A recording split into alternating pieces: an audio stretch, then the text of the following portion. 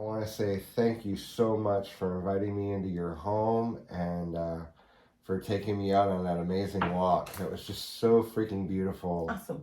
And yeah, I feel really, really blessed to have been able to share her last hike with her, last big hike with her. And the beautiful land that you live on. Yeah, thank you so much for showing me all around. My pleasure. My pleasure. It's pretty nice here. You're gonna come on the walk with us? Gonna come on the little tour with us?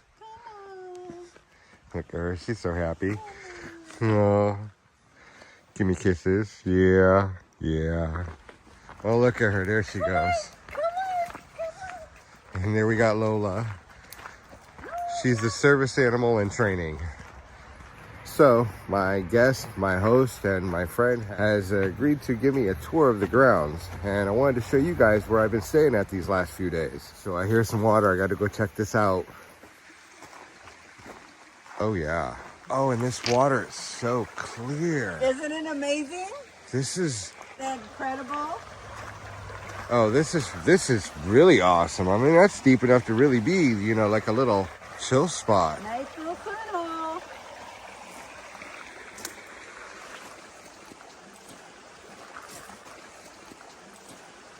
That's pretty sweet. So here we are. This is one of my stealth plants. Oh, one of your stealth plants. Now I see. Hell yeah. It'll get pulled probably this week. It's getting a little mold on it, unfortunately, but it still has some nice buds. Right on. She's beautiful. Thanks.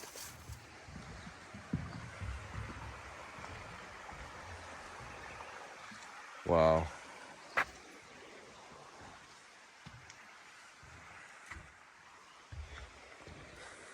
We have a lot of dahlias here. They're almost done for the season, but there was a lot of them. We'll go through the garden here. After you. So these are the formal vegetable and fruit gardens. We have both red and golden raspberries. There was strawberries, roses. Over here, strawberries, they've all been cut back. Celery, there's some peppers still going. A little bit of broccoli, maybe it'll make it, maybe it won't. And then you come up, tomatoes. These ones have not done very good. I'm not. So fried green tomatoes. Yeah, they just have not flourished. These are elderberries right here. This was blackberries last year. So this is a new vegetable bed. We have mint, geraniums, and then I put tomatoes in here. And then we had cucumbers, but they got mold and they didn't do so good. It's been a real learning curve gardening on the coast because it's so damp. We have more raspberries and blackberries. And this is the orchard. Peaches, pears, elderberries, apples, hops. I gotta pick these, they're going bad. So these are hops. These are what makes beer. Yes, those are hops. And I will use them in kombucha. Okay. That's what I'll put them in. And they, the brown ones have gone too far. I should have got them before the rain came. And so I'll just, the ones that are green like that, they're still salvageable. These ones up here. So yeah. I'll use those and I'll put them in kombucha. Okay. It's been a hard season. We had a big rain and windstorm and it knocked all the blossoms off. So many fruit trees. So we didn't get fruit. Oh, we have some chickens. Yep.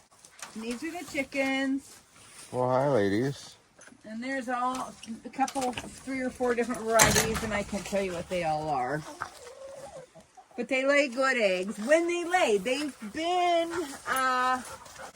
molting, which means they lose their feathers and get new feathers, and when they're going through that, they don't lay eggs. So we haven't had any eggs, but yesterday was the first one I'd had in over a month. Let's see. Oh, there's one. Yippee! Right. So they're starting to give. They have a good life. So when I'm working, I'll come work in an area and she'll just park herself kind of behind me somewhere. And she lets me know if things are okay. And she barks and lets me know if someone's coming. She has been an amazing, amazing dog. And then there's my love Lola. A youngster who I have to remind myself all the time is just a child. And she has the energy of a child and behaves like a child, but she's growing all the time. And she will, I have no doubt, she will be just like Shasta. Mushrooms grow on these logs. Oyster mushrooms. Yeah, another couple weeks, there will be a whole bunch of them. We have a lot of varieties of mushrooms here. It's all around the greenhouse are blueberries.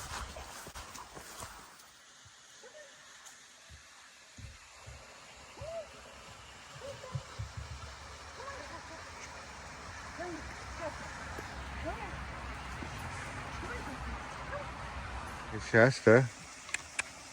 Oh, look at how happy she is. She's just grinning from ear to ear. And so this is your greenhouse. Those are tomatoes. I'm just starting some various borage, basil. These are all herbs. These are all lettuces. And then we have some celery and some more herbs, some nasturtium and some parsley. I love nasturtiums. I cannot pass one up. It's just like a radish.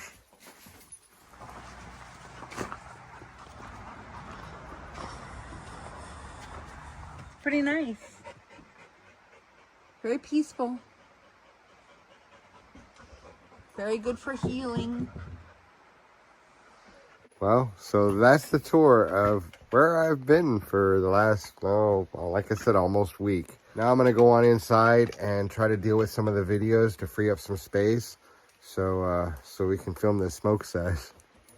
This walk actually was planned. It was planned to be your walk. Right?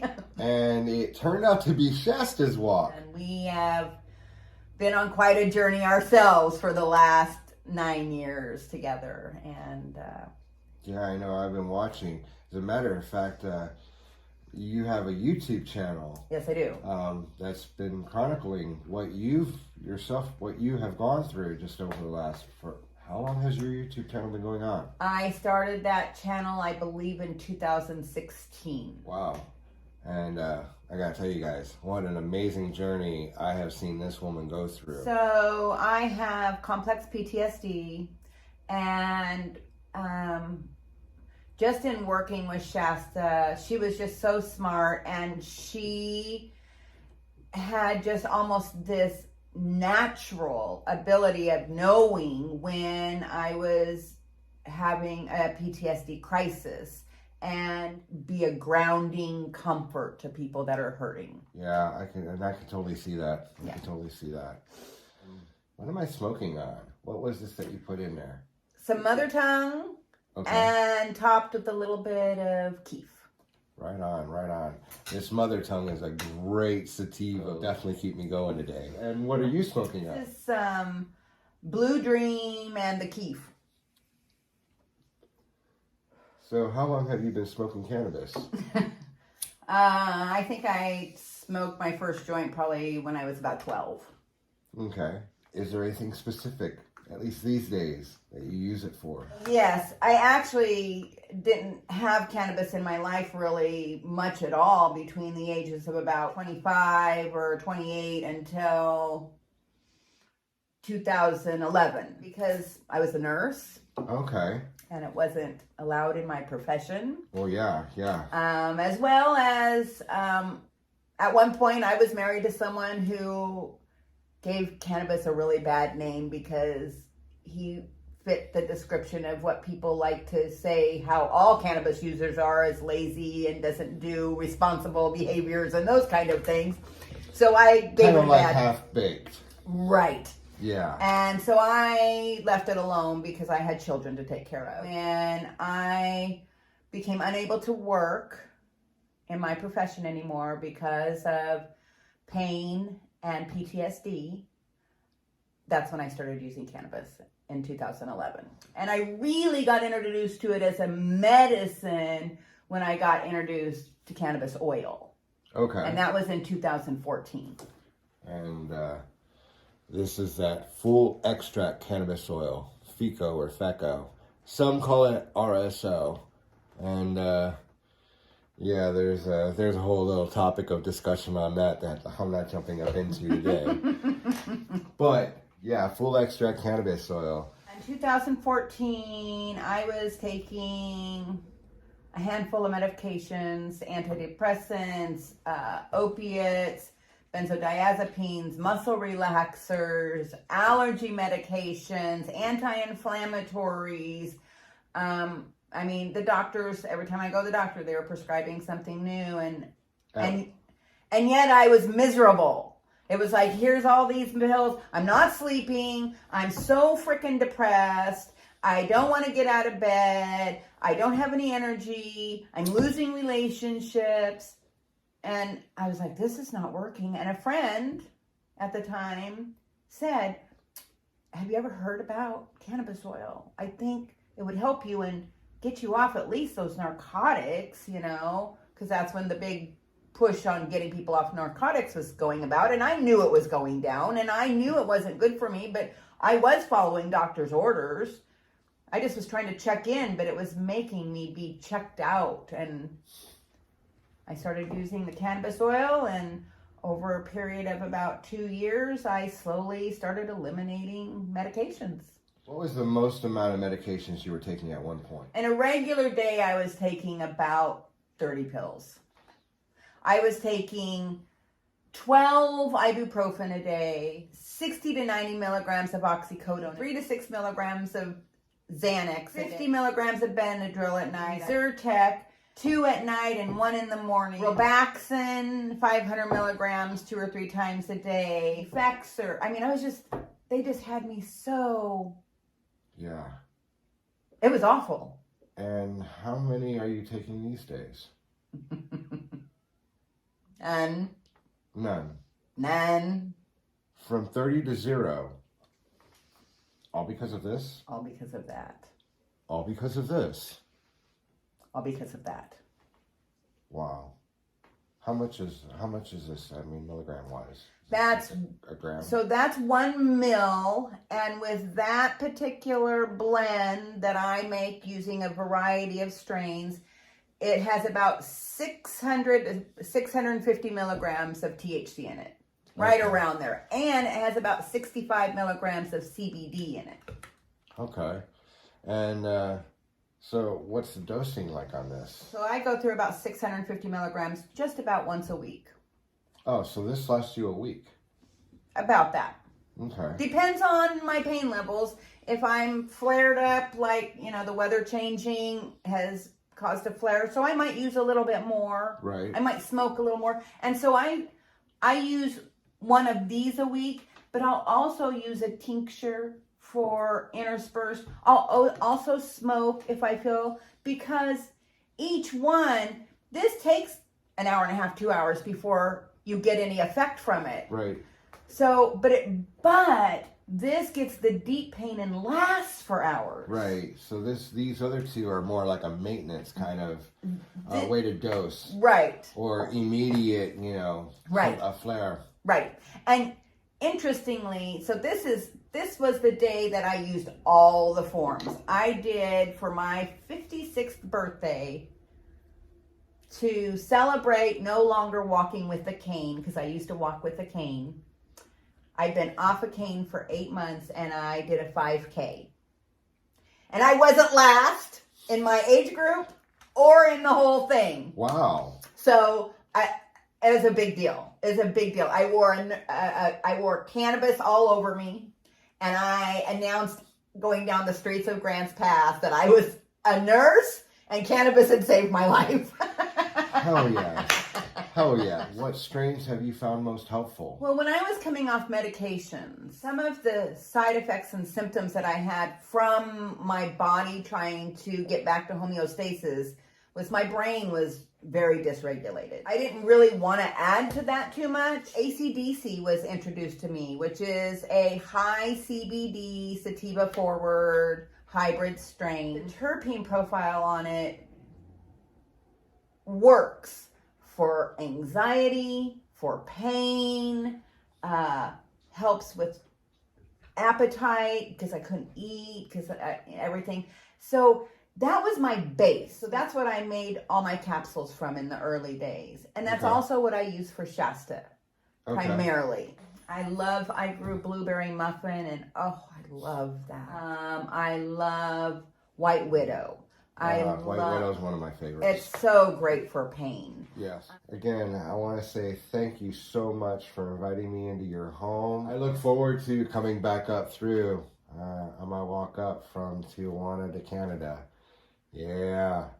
Sometimes you just got to go with the flow and flip things around. Yep. Yep. The adventure leads. I only kind of guide it, but ultimately it leads and I follow. And I'm always led to magic. Which is one reason I end up finding myself here. So thank you. Thank you for being part of the magic. Our pleasure. We've enjoyed having you.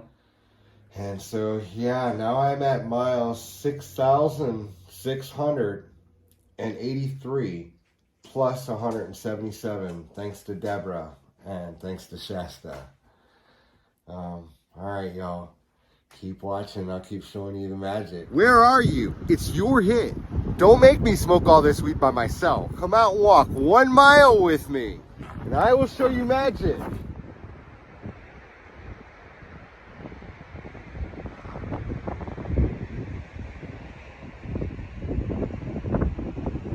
In a regular day, I was taking about 30 pills. And how many are you taking these days? None. From 30 to 0. All because of this? All because of that. All because of this.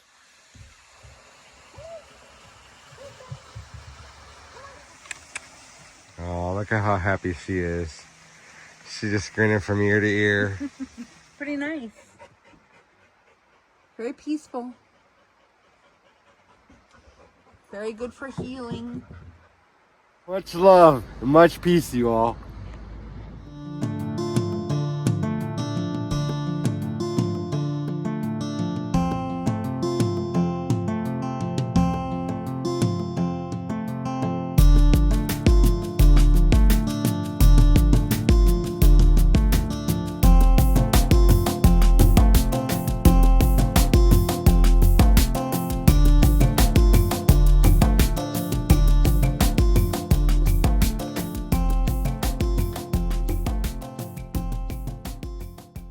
Whoever had her had not been good to her. It had evidence that she had been abused. I know that when I first got in here, you're telling me, notice that men with hats and beards have caused a reaction in her. Yes.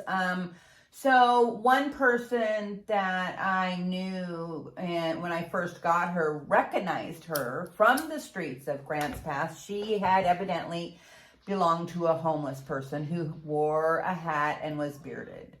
And so that was whoever hurt her. And ooh, so the hat, the beard, and probably my backpack. Likely as well, You yes. know, just the fact of... And road smell. Yeah. When I first got in, she would basically just hit off in the corner and kind of growl if I got a little too close. She's usually pretty quiet, yeah, but that's her style. Yeah, her she just style like letting me know, like, hey, you know what? I need you to keep your distance. This is my space right here. The only space I really feel safe in, leave me alone. And I just let her warm up to me. And that's the best way with her because she knows people's energy. She's like, oh, let me sniff your hat. Look at her. She's so happy. Oh, give me kisses. Yeah. Yeah. And, you know, she obviously has her own trauma. Right, and right. Like, you know, I had told you we were talking at one time, but I've never forced her to be approachable. She won't hurt anybody unless somebody was hurting me, but she'd never do anything. But she's a one-person dog. She is my protector, and she is my service animal. And so she doesn't have to be all happy if you try to pet her. Right, right. That's not her job. Right. As long as she behaves, and she does. I have taken her thousands of miles in multiple people's homes, multiple vehicles, and she always does the same thing. She finds a corner, or she just gets under where my feet are and lays there. Right on.